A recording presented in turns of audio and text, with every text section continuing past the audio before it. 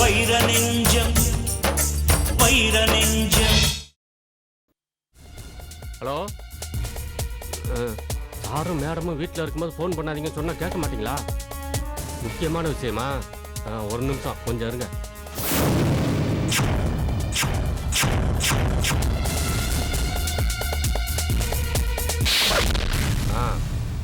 இப்போ சொல்லுங்க. அதான் ஏற்கனவே சொல்லிட்டீங்களே, ஆனந்தையும் நந்தினியும் பிரிக்கணும், இந்த குடும்பத்தில் நிம்மதி இல்லாமல் ஆக்கி குட்டிச்சோறாகணும். அவ்வளோதானே? செய்கிறேன், நிச்சயமாக செய்கிறேன்.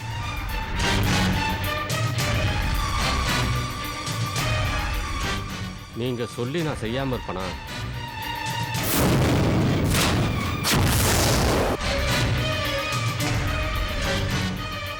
சக்தினா என்ன பெரிய இதுவா?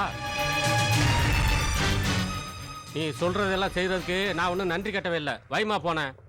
சக்தியா சக்தி பெரிய எவ்வளோ நீயே?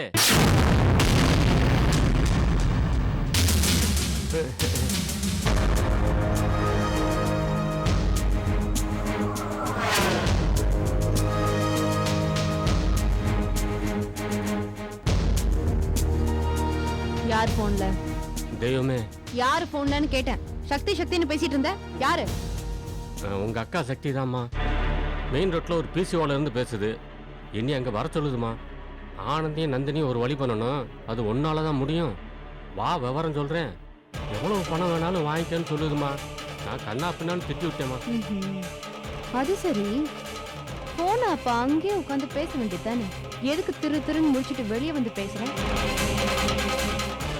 அருணாச்சலம் கேக்குறாள், பதில் சொல்லு. ஐயா, அம்மா செத்த வேதனையை மறந்து நீங்களும் தெய்வமும் இப்போ 2 நாளாக தான் சந்தோஷமா இருக்கீங்க. பாப்பாவுக்கு ட்ரெஸ் எல்லாம் எடுத்துகிட்டு வந்தார். தெய்வமே, நீங்கள் எப்போவுமே சிரிச்சுக்கிட்டு சந்தோஷமாக இருக்கணும். சக்தி பேசுதுன்னு சொன்னாலே நீங்கள் டென்ஷன் ஆவீங்க. உங்கள் சந்தோஷம் கெடும். ஞாயிற்றுக்கிழமை 2 பேரும் வீட்டில் சந்தோஷமாக இருக்கும்போது அதை கெடுக்கக்கூடாது தான் தெய்வமே வெளியே வந்தேன். அது தப்புனா என்னை மன்னிச்சிருக்க தெய்வமே. ஆனந்தையா, நான் உங்கள் வீட்டு உப்பை தின்னவன். உங்களுக்கு துரோகம் நினைப்பனா? சரி சரி, அதை கொடுத்துட்டு உள்ள போ.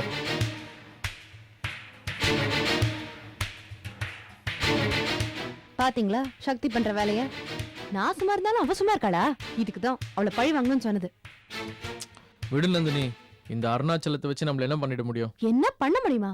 அவன் நம்ம வீட்டு சமையக்காரன். சாப்பாட்டுல விஷத்தை கலந்தா என்ன ஆகுறது?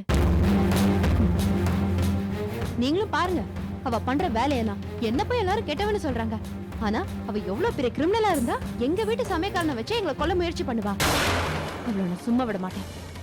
இனிமேல் நான் அடிக்கிற ஒவ்வொரு அடியும் அவ மேல இடியா விழும். குப்பமேட்டுக்கு தான் போறேன். பார்த்துட்டே இருந்தேன்.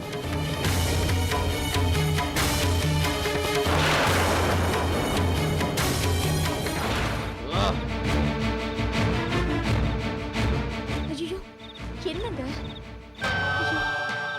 என்னாச்சுங்க?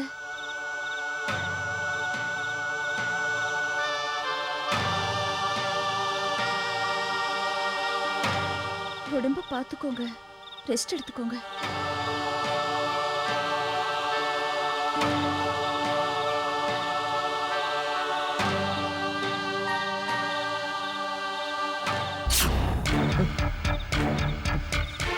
சக்தி சக்தி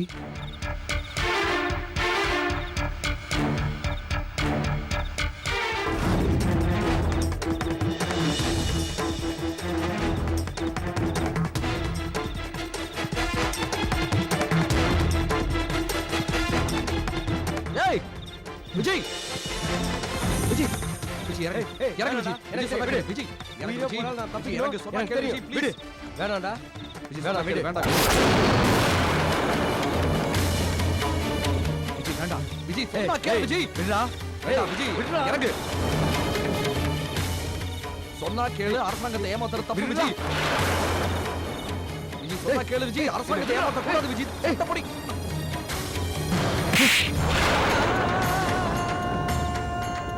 என்ன தப்பிக்க விடாம பண்ணியடா.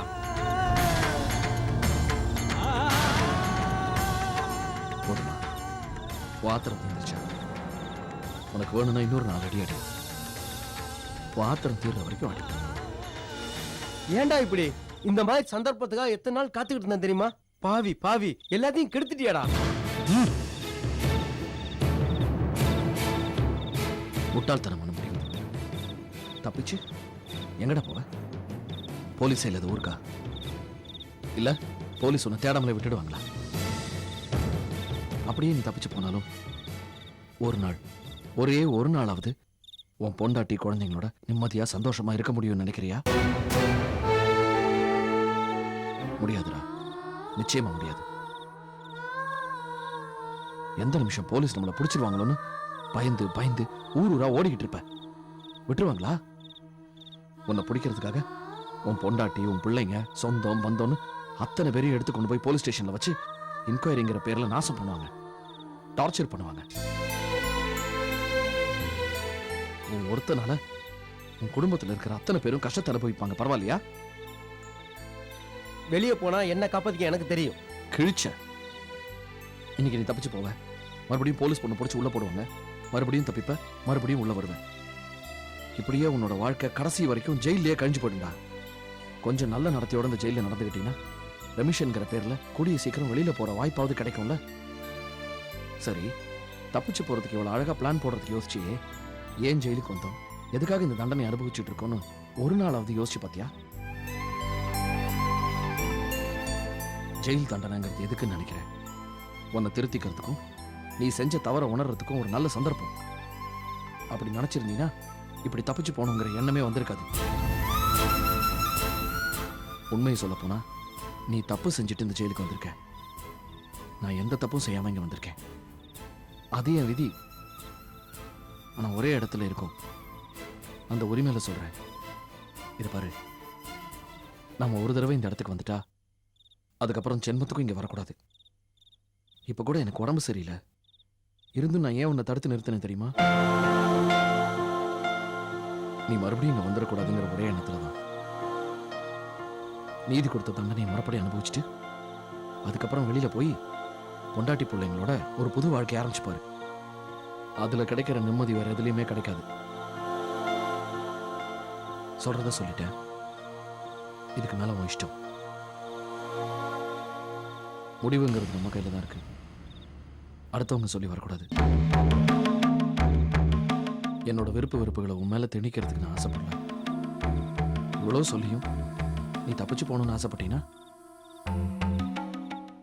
செவுரு இருக்கு, நீ போட்ட கயிறு இருக்கு. தாராளமா தப்பிச்சு போ, நான் உன்னை தடுக்க மாட்டேன். உன் இஷ்டம். போ. மன்னிச்சிடு வைரம், நான் இன்னொரு தடவை இந்த மாதிரி தப்ப பண்ண மாட்டேன், மனசால கூட நினைக்க மாட்டேன். சார், நான் தப்பிச்சு போக முயற்சி பண்ணேன், ஆனா வைரம் தடுத்து என் என்ன எவ்வளவு தப்பானதுன்னு புரிய வச்சிட்டார் சார். நான் எல்லாம் பார்த்துட்டு தான் இருந்தேன். அவனை கொண்டு போய் செல்ல போடுங்க.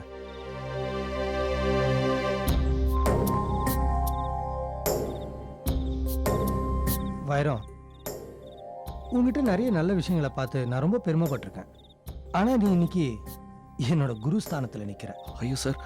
இல்ல வைரம், இந்த ஜெயிலுக்கு நிறைய கைதிங்க வராங்க. அதுல 10 பேர்ல ஒருத்தரையாவது திருத்தணும்னு நான் ரொம்ப முயற்சி பண்ணியிருக்கேன். அதுல பல பேர் திருந்திருக்காங்க, சில பேர் திருந்தல. அந்த முயற்சியில நான் பல நாள், பல மாசம், பல வருஷம் கூட ஈடுபட்டிருக்கேன். ஆனா நீ இன்னைக்கு 2 நிமிஷத்துல ஒருத்தனை திருத்திட்ட பாத்தியா? Great, you are really great Vairam. உன்னை ஒரு கைதியா என்னால பார்க்க முடியல வைரம். நீங்க செல்லுக்கு போங்க, நான் டாக்டர் உடனே வந்து பார்க்க சொல்றேன். ரொம்ப சந்தோஷம் சார், வரேன்.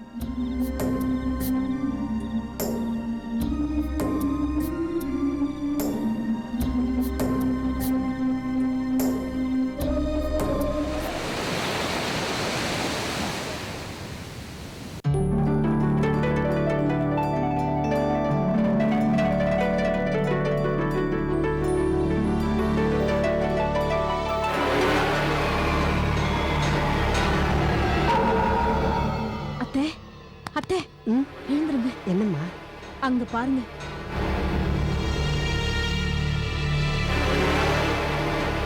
ஆமா, என்னது இது? இவ எப்படி இங்க வந்து படுத்தா? அடப்பாவி, இவ எப்பமா இந்த ரூம்குள்ள வந்து படுத்தா? ரவி, ரவி, இந்த குரலுக்கெல்லாம் அசர்ற ஆள் இல்ல தவறு. இப்போ நான் எழுப்புறேன் பாருங்க. பந்தாவா என்னெல்லாமோ பேசிட்டு இப்போ இங்க வந்தா படுத்திருக்கீங்க. ஐயோ மழை வருது, மழை வருது, மழை வருது. ஏய் மழை எங்கடா வருது? நீ தான் வீட்டுக்குள்ள படுத்திருக்க. எல்லாம் இந்த கழுத பண்ற வேலை. நல்லா தூங்கிட்டு இருக்கிறவன இப்படியா எழுப்புறது? Idiot idiot. டேய் அவ இடியட்டாவே இருந்துட்டு போட்டுண்டா. ஆமா நீ எதுக்கு இங்க வந்து படுத்த அத முதல்ல சொல்லு. அத்தை, ம் அவர் ரூமுக்குள்ள எலி பூரா ஏதாவது வந்திருக்கும். இல்லன்னா இவர்கிட்ட இருந்த வெக்கம் ரோஷம் எல்லாம் காணாம போயிருக்கும். இந்த பாருமா, காலங்காத்துல வாயை புடுங்க வேணாம்னு சொல்லி எனக்கு கெட்ட கோவம் வந்துடும். இது என்னோட வீடு. நான் எங்க வேணாலும் படுப்பேன். ஹால்ல படுப்பேன், கிச்சன்ல படுப்பேன், ஏன் பாத்ரூம்ல கூட படுப்பேன். அதை கேட்கறதுக்கு யாருக்கும் உரிமை கிடையாது. அத்தை, இதெல்லாம் தப்பிக்கிறதுக்கு வழி. தைரியமான ஆளா இருந்தா உண்மையை சொல்லுங்க. நீ சொல்லேண்டா. அட போமா. தனியா படுத்து பார்த்தா தானே தெரியும். ராத்திரி 11 மணி வரைக்கும் எனக்கு தூக்கமே வரலமா. கண்ணு முன்னா கெட்ட கெட்ட கனவா வருது. அதுவும் இந்த பிசாசு பிசாசு கனவுல வந்து பயமுறுத்துது. தூங்குற ஆளு கிருஷ்ணாராமா நினைச்சு தூங்கணும். எதுக்கு இந்த பிசாசு நினைக்கணும்? அத்தை கேளுங்க. அது என் தலையெழுத்து. நேர்ல தான் இம்சப்படுத்துறான்னு பார்த்தா கனவுலையும் வந்து தொந்தரவு பண்றா. அது மட்டும் இல்ல, டிவில இங்கிலீஷ் படம் மாதிரி பார்க்கலாம் டிவியை போட்டா அதுல ஈவில் டெட் ஓடிட்டு இருக்குது. ஏய் பிசாசுன்னு அப்படியே நான் பயந்து போயிட்டேன். இதெல்லாம் சரிப்படாது. டிவி ஆஃப் பண்ணி போய் படுத்தா டப்ப டப்ப டப்பன்னு ஜன்னல்லாம் அடிச்சுக்குது. மல்லிகைப்பூ வாசம் வருது. சல் சல் சல்னு கொலுசு சத்தம் வேற. முடியல. அதான் பாதுகாப்பா இருக்குமேனு நான் இங்க வந்து படுத்தேன். பொண்டாட்டி முகத்தை பாத்துக்கிட்டே தூங்குனா மனசுக்கு தைரியமா இருக்கும். அதானே? மூஞ்ச பாத்துட்டாலும் அம்மா, உன் முகத்தை பார்த்துட்டு சாமி கும்பிட்டு விபூதி வச்சுட்டு தான் வந்து படுத்தேன். சரி, அப்போ இதுக்கு ஏன் புடவை எடுத்து போத்திக்கிட்டீங்க? சீச்சி, இருட்டுல எனக்கு சரியா தெரியல. நான் அம்மா போடவேன்னு நினைச்சேன். உன் போடவே மனுஷன் போத்துவானா? உங்களை தான் சொல்லணும் அத்தை. இப்படி ஒரு பயந்தாங்குழிய புள்ளைய பெத்து வச்சிருக்கீங்களே. பொண்டாட்டி கிட்ட பேசவே தைரியம் இல்ல. இவர் எங்க? ஏய், நான் எதுக்கு உங்ககிட்ட பேசணும்? நான் தைரியசாலி, கோவக்காரன். தைரியமான ஆம்பளையா இருந்தா பொண்டாட்டியை எழுப்பி எனக்கு பயமா இருக்கு, பேய் பிசாஸ் எல்லாம் வந்து என்ன அமுக்குதுன்னு சொல்லியிருந்தா நான் துணைக்கு வந்திருப்பேன். அதை விட்டுட்டு வேஸ்ட் அத்தை, இது தேராது. ஏதாவது மசூதி கூட்டிட்டு போய் மந்திரிச்சு தாயத்தை கட்டி விடுங்க. அம்மா, ரொம்ப பேசுறா. எனக்கு கெட்ட கோவம் வரும்னு சொல்லிட்டேன். டேய் காலங்கார்த்தால வம்பிழுத்துட்டு இருக்காம பாரு, விடிஞ்சிருச்சு, போய் முகத்தை கழுப்போ. எனக்கு ஒன்றும் பயம் இல்லை, நான் தைரியசாலி. இப்போ போய் அந்த ரூம்ல தூங்குறேன் பாரு, பேய் வருதா பிசாஸ் வருதான்னு நான் பார்க்குறேன்.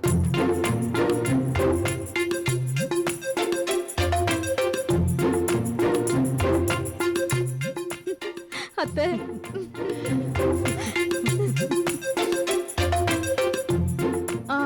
மிஸ்டர் ரவி, புடவை விட்டுட்டு போறீங்களே, எடுத்துட்டு போங்க. என்ன திமிராடி? எங்க அம்மா முன்னால இன்சல்ட் பண்றியா? நான் தூங்க போறேன், தூங்கி எந்திரிச்சு வந்து உனக்கு வச்சுக்கிறேன். பிசாசு பிசாசு. பாத்தீங்களா தவிர நான் இல்லாம அவரால் இருக்கவே முடியாது அத்தை. அவன் ஒருத்தன் திமிர் பிடிச்சவமா வெறுப்பேத்துறான், வேற ஒண்ணும் இல்ல. நீ செஞ்சது எவ்வளவு பெரிய தியாகம்னு உன்னை புரிஞ்சுக்கிட்டு அவனா உன் கால்ல வந்து விழணும். அது வரைக்கும் நீ அவன் ரூம் பக்கமே போகாத. அத்தை, எனக்கு உங்க மேல சந்தேகமா இருக்கு. ஏமா? பின்ன பெரியவங்கள லட்சணமா எங்க 2 பேரையும் சேர்த்து வைக்கிறத விட்டுட்டு பிரிக்கிறதுலயே குறியா இருக்கீங்களே. ஐயோ, அப்படிலாம் ஒண்ணு இல்ல, நீ ஏதோ தப்பா புரிஞ்சிட்டு இருக்க. பின்ன என்னங்க அத்தை, அவரா வந்து மன்னிப்பு கேட்கட்டும்னு என்னால காத்துட்டு இருக்க முடியாது. என்னால கூட அவரை பிரிஞ்சிருக்க முடியாது அத்தை. அதனால நீங்க இந்த விஷயத்துல தலையிட வேண்டாம், நானே காம்ப்ரமைஸா பேசிக்கிறேன். அம்மாடி, நான் பேசாதால மேலு, எனக்கு என் புருஷனோட எப்படி சேரணும்னு தெரியும். சரி சரி, நீங்க போய் வீட்டை கிளீன் பண்ணுங்க, நான் என் புருஷனுக்கு டிஃபன் செய்யணும்.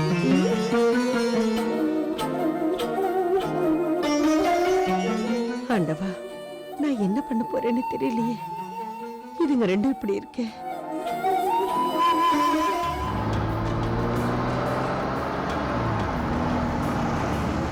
என்ன அண்ணாமலை ஊரெல்லாம் சுத்திட்டு வந்து இங்கே நிப்பாட்டுற? ஒன்றும் இல்லைம்மா, இந்த சந்தைக்குள்ளார ஒரு டெய்லர் இருக்கான். அவன் லேடி ஸ்பெஷலிஸ்ட். மாமி அவங்ககிட்ட ஏதாவது ஜாக்கெட் தைக்க கொடுத்தாங்கன்னா வாங்கிட்டு வர சொன்னாங்க. முடியாதுன்னு சொல்லிருப்பியே. கூட மகாவோட சுடிதாரும் தைக்க கொடுத்துருக்காங்களாம். அதானே பார்த்தேன். போய் சீக்கிரமா வாங்கிட்டு வா. போயிட்டு 5 நிமிஷத்துல சிட்டா பறந்தோன்னா பார்த்துட்டே இருக்கேன். வெங்கடாச்சலபதி படம் போட்டிருக்கோம், மஞ்சள் கலர் போர்டா இருக்குன்னு சொல்லிச்சேன் மாமி.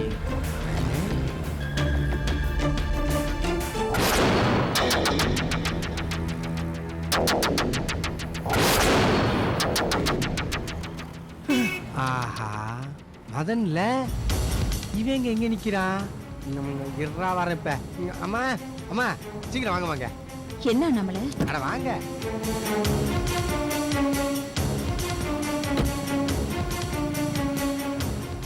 என்ன அண்ணாமலை? சத்தியமா நமக்கு டைம் நல்லா இருக்கு. அந்த திருட்டு பையன் மதன் நம்ம தேடிட்டு இருந்தால அவன் அந்த மெடிக்கல் ஷோ தான் நிக்கிறான். வாங்க போவோம். வாங்க.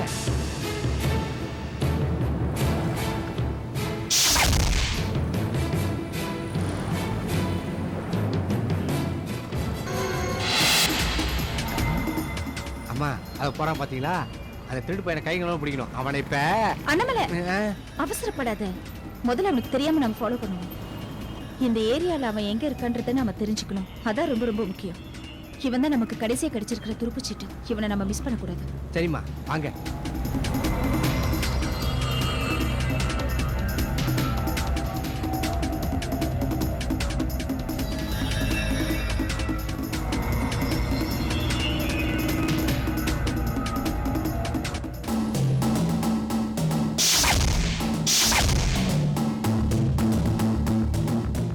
இவங்க இங்க வந்தாங்க. நாம இருக்கிற இடம் உங்களுக்கு தெரியக்கூடாது. அண்ணாமலை அம்மா நீங்க வேணா இங்கே இருங்க. நான் போய் அவனை கைங்களும் பிடிச்சிட்டு வர்றேன். சொன்னா கேளுங்க. அதெல்லாம் ஒண்ணும் இல்ல. பரவாயில்ல, வா போலாம்.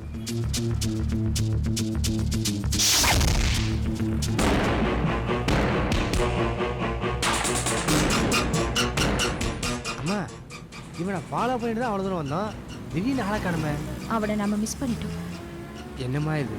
கை கிட்டது வாய் கட்டாம போச்சுன்ற மாதிரி இந்த மதன் கண்ணில் மாட்டி எஸ்கேப் ஆயிட்டானே. அண்ணாமலை நியாயத்தோட பார்வையில இருந்து அவன் தப்பிச்சிட முடியாது. மருந்து வாங்க நடந்து வந்திருக்கானா அவன் இந்த ஏரியால தான் எங்கேயும் இருக்கணும். எங்கன்னு பிடிச்சிடலாம். ஏமா ஒருவேளை நம்ம அவனை ஃபாலோ பண்ணதை தெரிஞ்சுக்கிட்டு ஜாகியை மாத்திட்டான்னா? அவன் அந்த அளவுக்கு புத்திசாலியா இருந்திருந்தா ஒரு கொலையை பண்ணிட்டு இதே ஊர்ல சுத்திட்டு இருப்பானா? வா நம்மள.